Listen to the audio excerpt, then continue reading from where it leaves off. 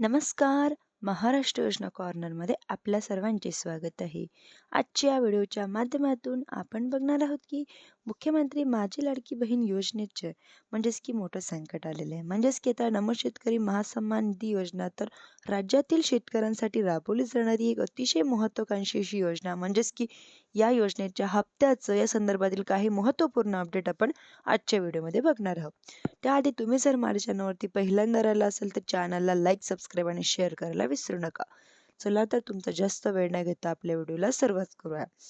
की त्या शेतकऱ्यांच्या संदर्भातील माहिती याचबरोबर सर्वच योजनांचा लाभ बंद होणार आहे. की आता शेतकऱ्याच्या काही अपडेट आपण आजच्या व्हिडिओमध्ये बघणार आहोत. की आता PM किसानच्या धर्तीवरती राबवली जाणारी योजना की नोव्हेंबर महिन्याच्या पहिल्या आठवड्यामध्ये PM किसानचा हप्ता वितरित करण्यात आला.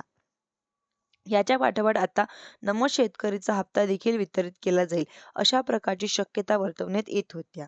याच अनुषंगाने आपण पाहिलं की डिसेंबर महिन्याच्या मध्ये कृषी विभागाच्या माध्यमातून PM किसानच्या अंतर्गत पात्र असलेल्या लाभार्थ्यांची या नमो शेतकरीच्या हप्त्याची चाचणी करण्यासाठी सुरुवात करण्यात आली होती.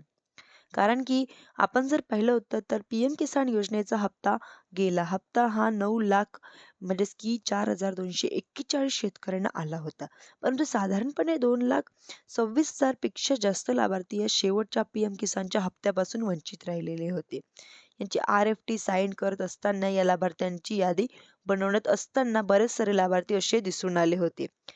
की आता सीडिंग झालेले नव्हते. याच लाभार्थ्यांचे अद्यापही फार्मर आयडी जनरेट झालेले नाहीये. असे लाभार्थी योजनेच्या हप्त्यांपासून वंचित राहिलेले आहेत. त्यासाठी आता शेतकऱ्यांची एक यादी प्रसिद्ध करून शेतकऱ्यांना योजना हप्त्याचा लाभांपासून वंचित राहू नये यासाठी 10 जानेवारी 2026 पर्यंत आधार सीडिंग करण्याची, फार्मर आयडाईज करण्याची, जनरेट करण्याची सूचना आलेली होती. शेतकऱ्यांनी कालावधीमध्ये आधार सेटिंग करणार नाही किंवा शेतकरी फार्मर आयडी जनरेट करणार नाही अशा लाभार्थ्यांना हा येणारा हप्ता मिळणार. मग आता हप्ता मिळणार तरी कधी? तर एकंदरीत आपण जर पाहिलं तर की त्यासाठी निधी 100% प्रमाणामध्ये वितरण करावा अशा प्रकारच्या सूचना देण्यात आलेल्या आहे.